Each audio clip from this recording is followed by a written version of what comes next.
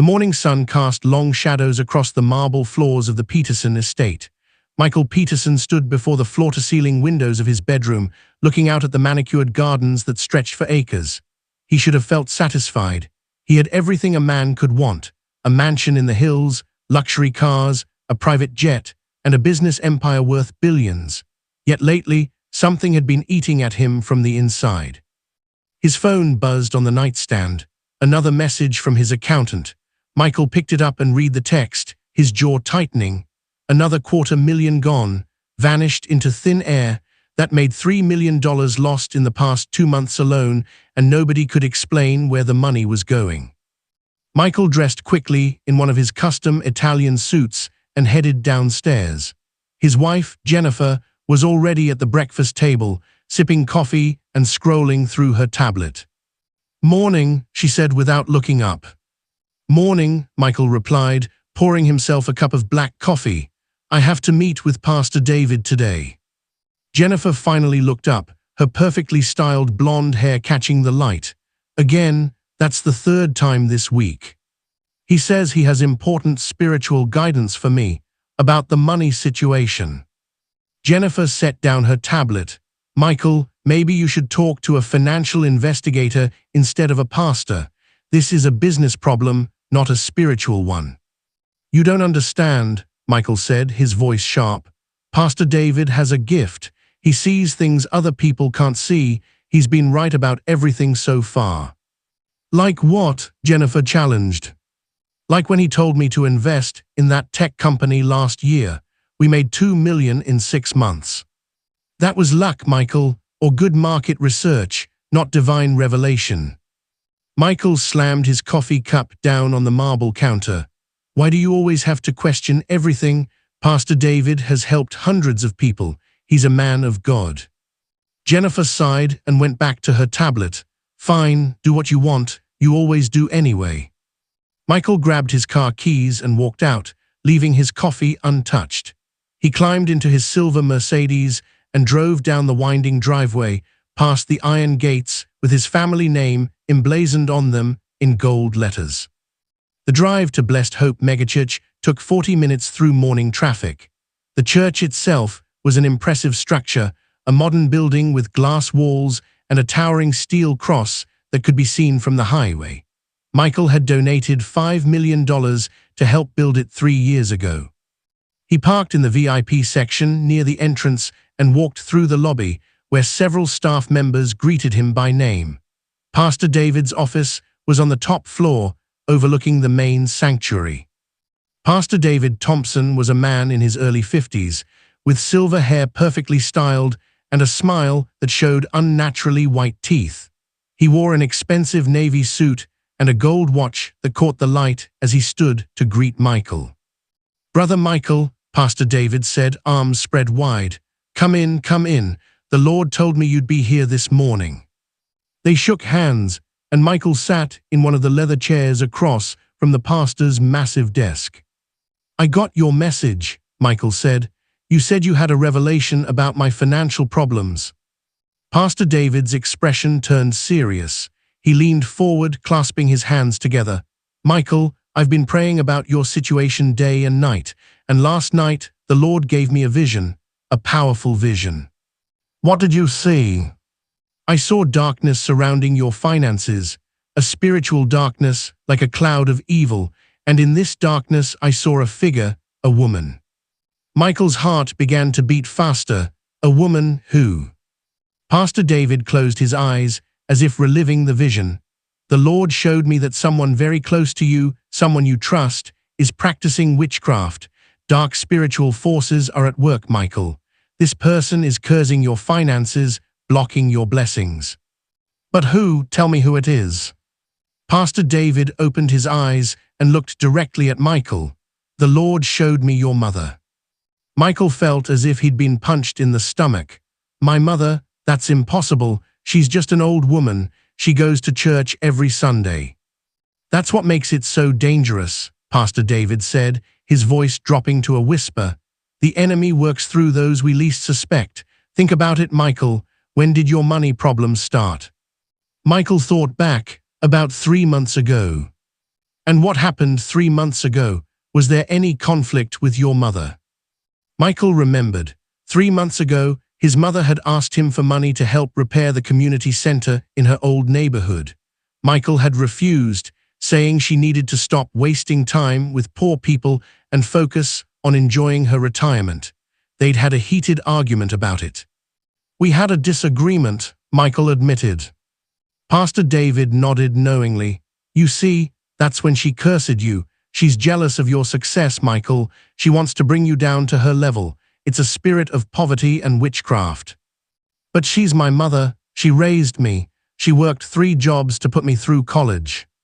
"Which is exactly why this is so painful," Pastor David said, his voice full of false sympathy. "The devil often uses family members because he knows we'll be reluctant to confront them. But Michael, you have to break this curse. You have to cut off the source of this spiritual attack." Michael's mind was racing. Could it be true? His mother, a witch? It seemed insane, but Pastor David had never been wrong before, and the timing did match up with their argument. "What should I do?" Michael asked. Pastor David stood and walked to the window, looking out over the city. "First, you need to confront her.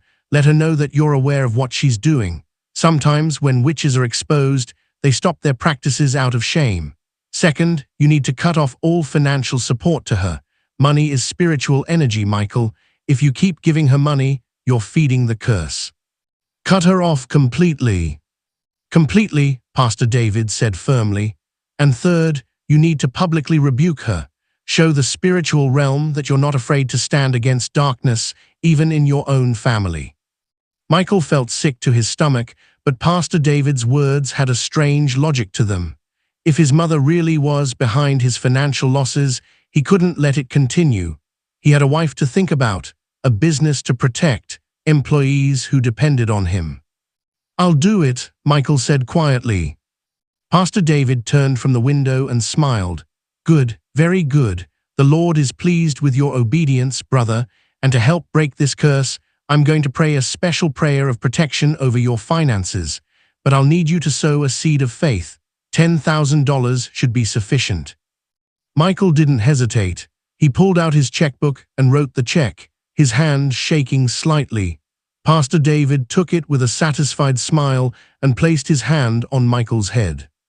"Heavenly Father," Pastor David prayed, his voice booming, "we come against every witch and warlock attacking Brother Michael's finances. We break their power in Jesus' name. We command every curse to be reversed and every blessing to flow like a river. In Jesus' mighty name, Amen." "Amen," Michael repeated. As Michael drove home, his phone rang. It was his assistant, Thomas. "Mr. Peterson, your mother called. She said she'll be at the downtown market this afternoon and hoped you might stop by to see her." Michael's hands tightened on the steering wheel. The market. His mother went there every Saturday to buy vegetables and chat with the vendors. It was the perfect place to confront her, just as Pastor David had instructed. Public, witnesses, no room for her to practice her dark arts without people seeing. "Tell her I'll be there," Michael said coldly. That afternoon, Michael drove to the downtown market. It was a bustling place, full of stalls selling fresh produce, meat, fish, and various goods. The air smelled of spices and fresh bread. People crowded the narrow aisles between stalls, bargaining and laughing.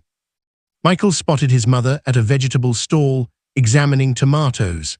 Margaret Peterson was 72 years old, with gray hair pulled back in a simple bun and wearing a plain blue dress. She looked small and frail among the crowd, her weathered hands carefully selecting the ripest vegetables. "Mom," Michael said, his voice hard. Margaret turned and her face lit up with joy. "Michael, oh my son, I'm so happy you came. I wasn't sure you would. Come, help me choose some peppers for tonight's dinner. I'm making your favorite stew." "I'm not here for dinner," Michael said loudly. Several people nearby turned to look. Margaret's smile faded. "What's wrong, son? You look upset." "What's wrong?" Michael repeated, his voice rising. "What's wrong is that I know what you've been doing. I know about your witchcraft." The word hung in the air like a bomb. The vegetable vendor's eyes widened. Other shoppers stopped and stared. Margaret looked confused and hurt. Witchcraft, Michael, what are you talking about? Don't play innocent with me, Michael said, stepping closer. His mother instinctively stepped back, bumping into the vegetable display. I know you've been cursing my finances. Ever since our argument 3 months ago, I've been losing money, millions of dollars just disappearing. And now I know why. It's you. You're jealous of my success. Margaret's eyes filled with tears. Michael, please, I don't understand. I would never hurt you. You're my son. I love you. Love, Michael laughed bitterly. If you loved me, you wouldn't be destroying everything I've worked for. You've always resented my success, haven't you? You wanted me to stay poor like you, struggling in that tiny house in your old neighborhood. That's not true, Margaret said, her voice breaking. I'm proud of everything you've accomplished. I pray for you every single day. Your prayers, Michael shouted. You mean your curses? I'm done with you. Do you hear me? Done. I'm cutting you off. No more money, no more help, no more anything. You're dead to me. The crowd had grown larger now. People whispered and pointed. Some pulled out their phones to record the scene. Margaret stood there, tears streaming down her wrinkled face, her hands trembling. The vegetable vendor, an older man named Robert who had known Margaret for years, stepped forward. Mr. Peterson, please, this is not right. Your mother is a good woman. She comes here every week, always kind to everyone. She's no witch. Stay out of this, Michael snapped. You don't know what she's capable of. Michael, please, Margaret begged, reaching out to touch her son's arm. Let's go somewhere private and talk about this. Whatever's troubling you, we can work it out. Michael jerked his arm away as if her touch burned him. Don't touch me. I don't want your evil touching me. You've done enough damage. Margaret's legs seemed to give out, and she would have fallen if Robert hadn't caught her. She looked at her son with such pain and betrayal that several onlookers gasped. I never thought, Margaret said quietly, her voice barely audible over the market noise, that the son I worked 3 jobs for, the son I sacrificed everything for, would one day treat me like this. I sold my wedding ring to pay for your college books, Michael. I ate 1 meal a day so you could have 3, and this is how you repay me. You're manipulating me, Michael said, but his voice wavered slightly. Using guilt, that's what witches do. He turned and walked away quickly, pushing through the crowd. Behind him, he heard his mother collapse into sobs and Robert's gentle voice trying to comfort her. Michael didn't look back. The video of the confrontation went viral within hours. By evening, it had been shared thousands of times on social media. Some people defended Michael, saying a son had a right to protect himself from spiritual attacks, but most people were horrified by how he'd treated his elderly mother in public. Jennifer saw the video on her phone while Michael was in his study. She stormed in without knocking. Michael, what have you done? She demanded, shoving the phone in his face. Michael glanced at the screen, seeing himself shouting at his mother while she cried. I did what needed to be done. Pastor David said I had to confront her publicly. Pastor David is a fraud, Jennifer shouted. Can't you see that? He's using you, Michael, taking your money and filling your head with nonsense about witches and curses. Get out, Michael said coldly. Get out of my study. This is my house too, Jennifer said. And I'm telling you, if you don't fix this with your mother, I'm leaving. I didn't marry a man who would abuse his own mother based on the words of some con artist preacher. Then leave, Michael said, turning back to his computer. I don't need anyone who doesn't support me. Jennifer stared at him for a long moment, then walked out, slamming the door behind her. Michael tried to work, but he couldn't focus. His phone kept buzzing with notifications. News outlets wanted comments. His business partners were calling, concerned about the bad publicity. His board of directors scheduled an emergency meeting. But worst of all, the money kept disappearing. Despite cutting off his mother, despite Pastor David's prayers, his accounts continued to drain. By the end of the week, he'd lost another $1 million. Michael went back to Pastor David, desperate for answers. The curse is stronger than I thought, Pastor David said, shaking his head gravely. Your mother has been practicing witchcraft for a very long time, Michael. We need more powerful prayers, more spiritual warfare, and that requires more resources. How much? Michael asked. 50,000 should do it, Pastor David said. For a week-long fasting and prayer session, I'll get my top intercessors involved. Michael wrote the check. He would have paid anything to make the bleeding stop. But it didn't stop. The losses accelerated. Within 2 weeks, $5 million had vanished from various accounts. Michael's board of directors was in panic mode. His investors were threatening to pull out. His wife had moved into the guest bedroom and barely spoke to him. And still, Pastor David had excuses. The curse was too old. It was generational. It would take time. Michael just needed to have faith and keep sowing seeds. It was Thomas, Michael's assistant, who finally provided the breakthrough. Thomas had been with Michael for 10 years, handling his schedule and managing various administrative tasks. He was loyal, quiet, and efficient. Michael trusted him completely. That's why it was so shocking when Thomas walked into Michael's office one Monday morning with a stack of documents and a grave expression. "Mr. Peterson, I need to show you something," Thomas said. "I've been looking into your financial losses and I found something disturbing." Michael looked up from his computer, dark circles under his eyes from weeks of stress and poor sleep. "What is it?" Thomas spread the documents across Michael's desk. They were bank statements, transfer records, and account summaries. "I started tracking the money losses," Thomas explained. "I wanted to see if there was a pattern, and there was. Every single disappearance can be traced back to one person, your operations manager, Mark Davis." Michael's blood ran cold. Mark Davis had been with the company for 8 years. Michael had promoted him 3 years ago to oversee all the company's operational finances. Mark had access to multiple accounts, signing authority, and Michael's complete trust. "That's impossible," Michael said, but his voice lacked conviction. Thomas pulled out more papers. "Look at these transfers. Small amounts at first, 5,000 here, 10,000 there. But over the past 6 months, he's been getting bolder. He created fake vendor accounts, approved payments to companies that don't exist, and then transferred the money to his own offshore accounts." Michael's hands shook as he examined the evidence. Transaction after transaction, all authorized by Mark Davis. All going to shell companies with names that sounded legitimate but were registered to addresses that didn't exist. "How much?" Michael asked quietly. "Total, over $20 million, Thomas said. "And it's been going on for 3 years. He just got really aggressive about it in the last few months." Michael felt like the floor had dropped out from under him. $20 million, 3 years.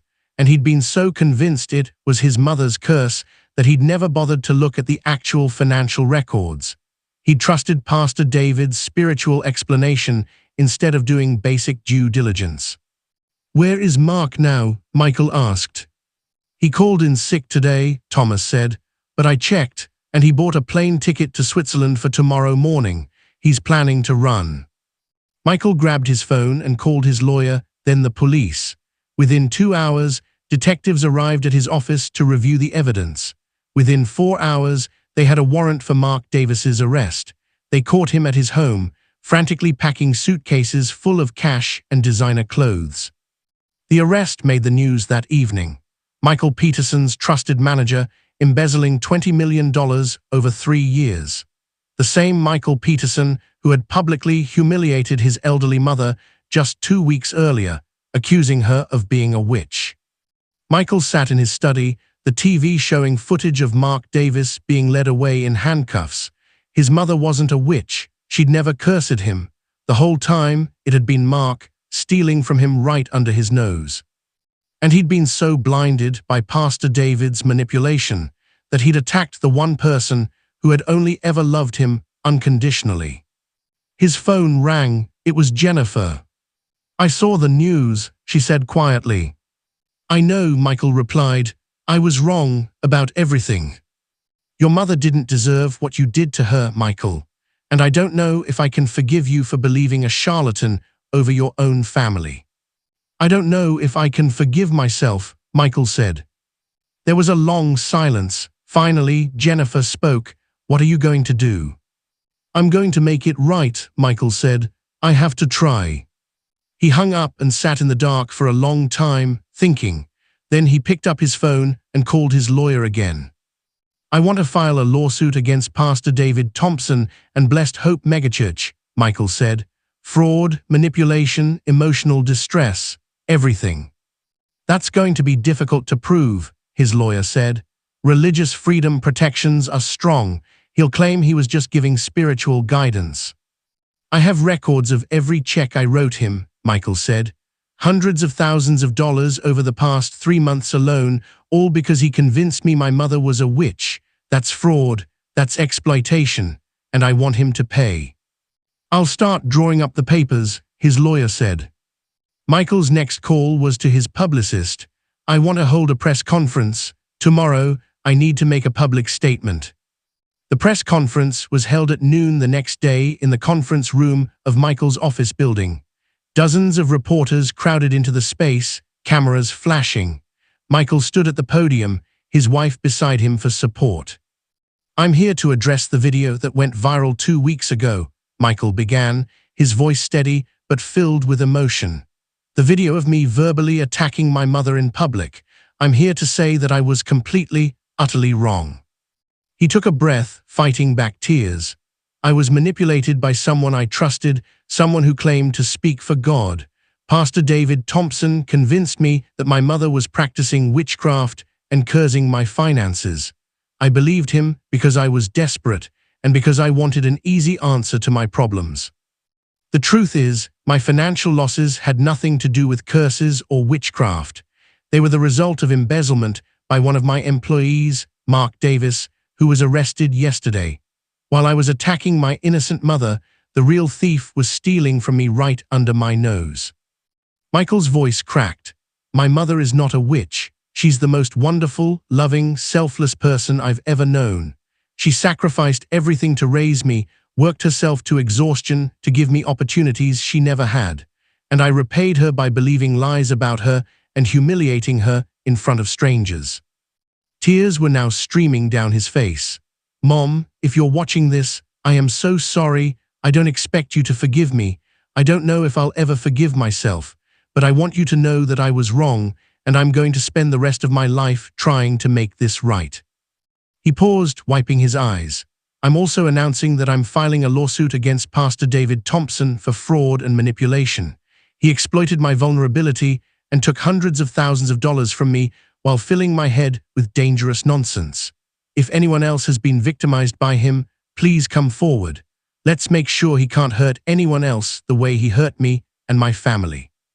Finally, I want to use this as a warning to everyone.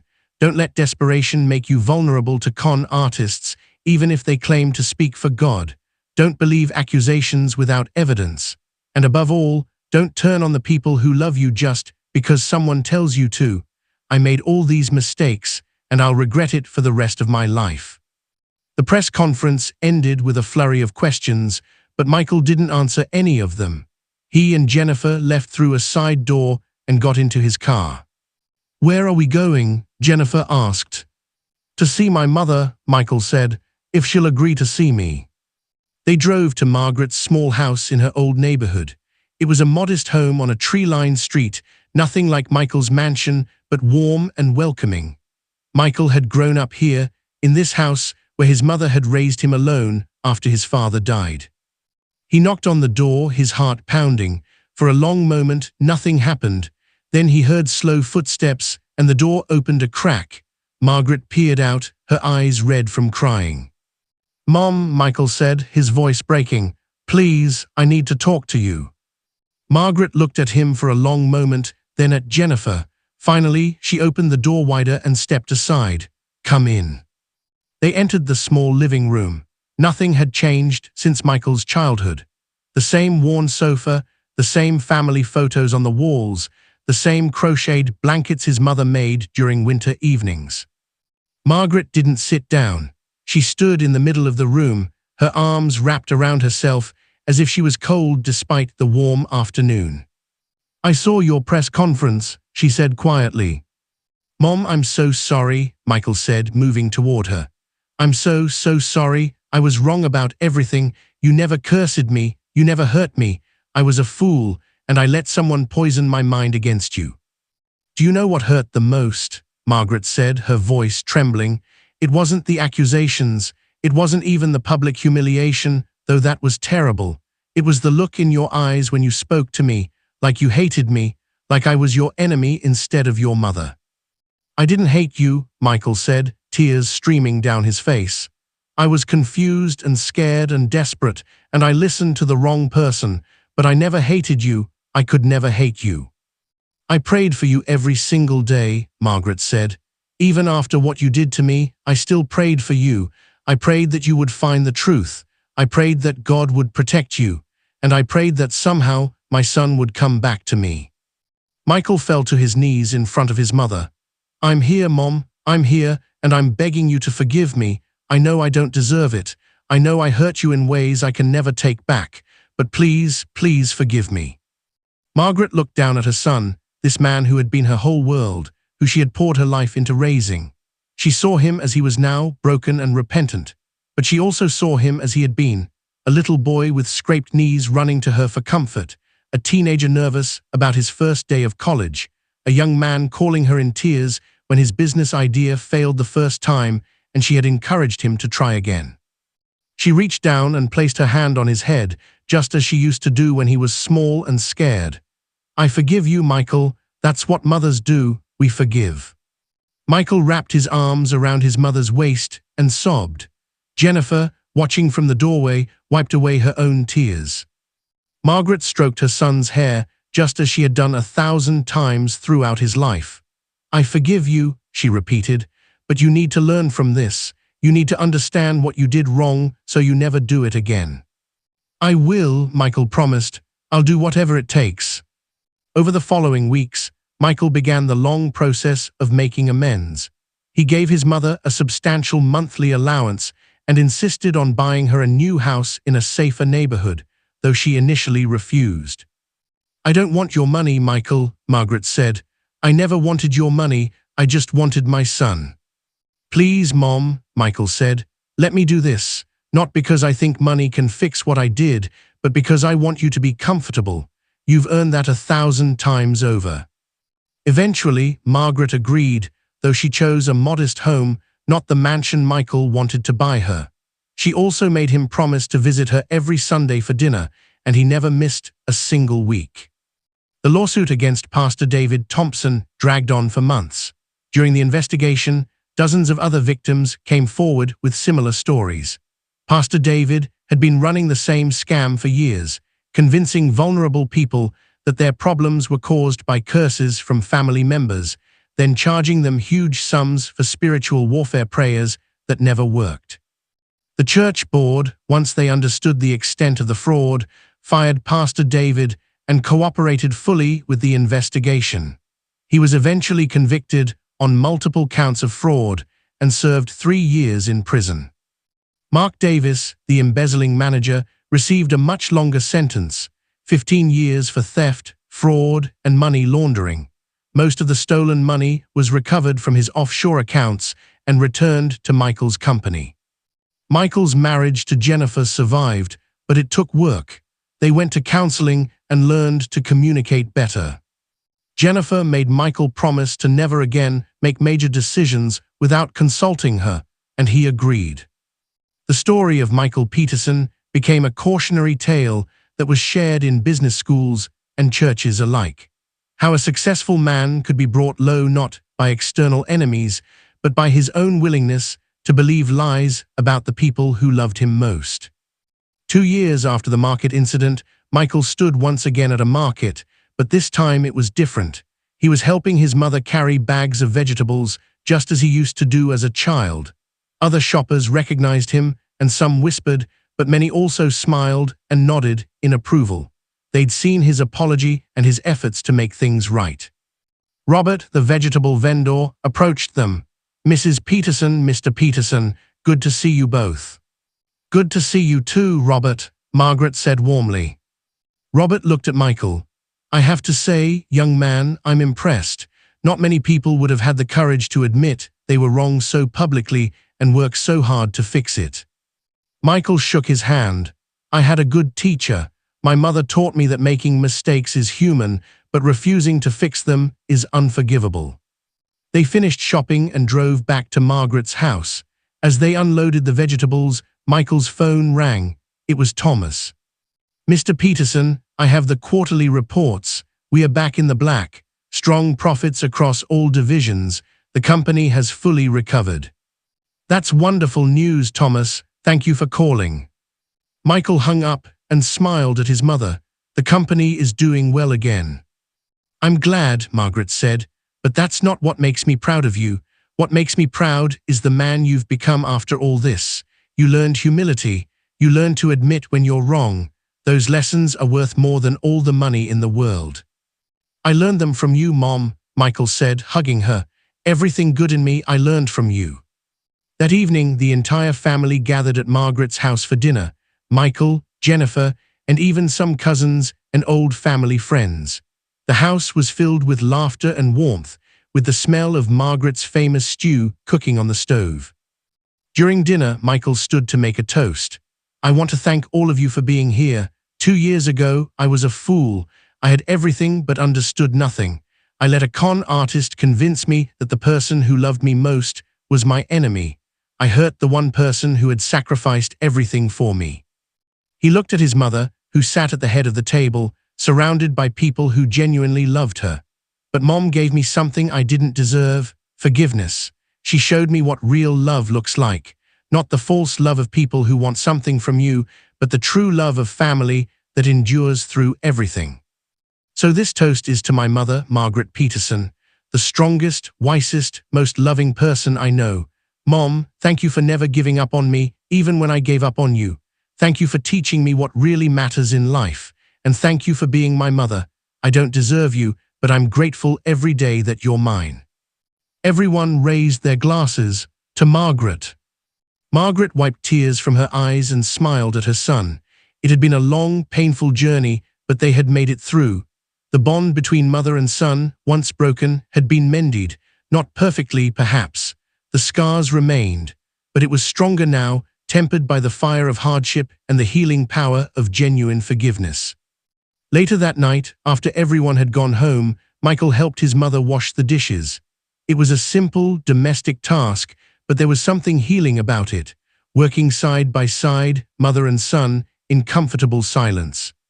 You know, Margaret said, as she handed him a plate to dry, I've been thinking about that pastor, Pastor David.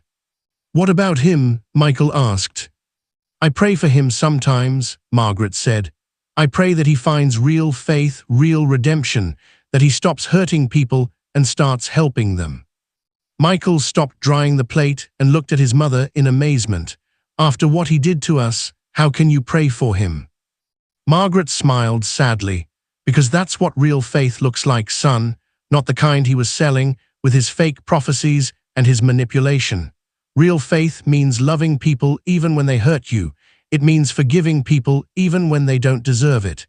It means praying for your enemies. You're a better person than I am, Mom, Michael said. No, Margaret said, shaking her head. I just had more time to learn these lessons. You're learning them now, and that's what matters. Not that we never fall, but that we get back up. Not that we never make mistakes, but that we fix them.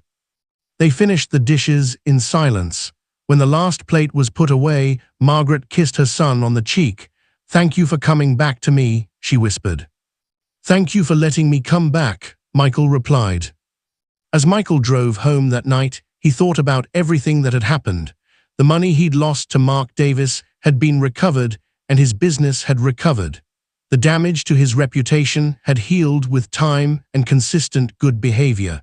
His marriage had survived and was stronger for it. But the most valuable thing he'd almost lost couldn't be measured in dollars or reputation points. He'd almost lost his mother. He'd almost destroyed the one relationship that had defined his entire life. And if Thomas hadn't discovered the truth about Mark Davis, he might have gone on believing Pastor David's lies forever. The thought chilled him. How many other people were out there right now, being told by manipulative religious leaders that their problems were caused by curses from loved ones? How many families were being torn apart by false prophets who cared more about money than truth. Michael made a decision. The next day, he called a meeting with his lawyers and his board of directors. "I want to start a foundation," he announced. "The Margaret Peterson Foundation for Family Reconciliation.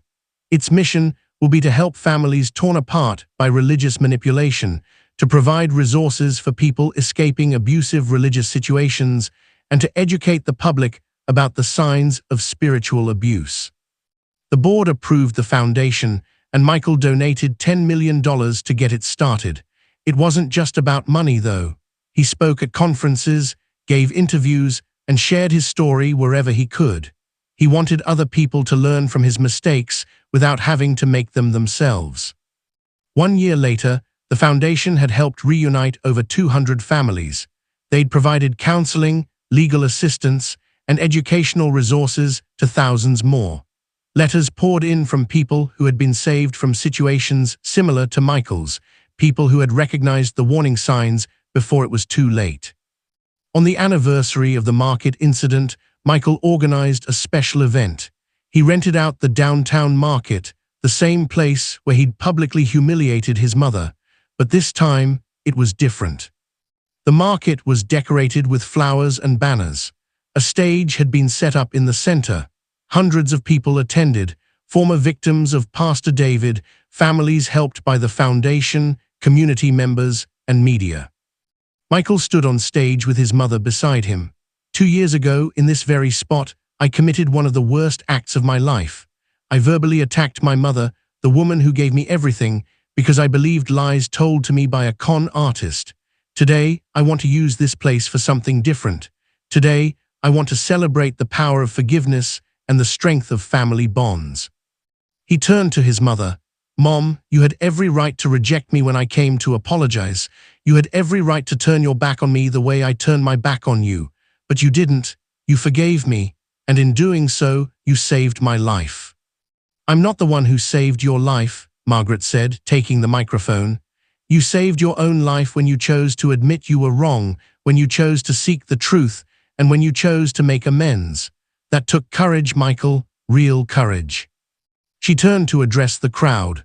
"My son made a terrible mistake, but he spent the last 2 years trying to fix it, not just for me, but for everyone hurt by the person who manipulated him." What is your view about this story? Where are you watching from? If you enjoyed this story, like, comment, share, and subscribe to this channel for more interesting stories.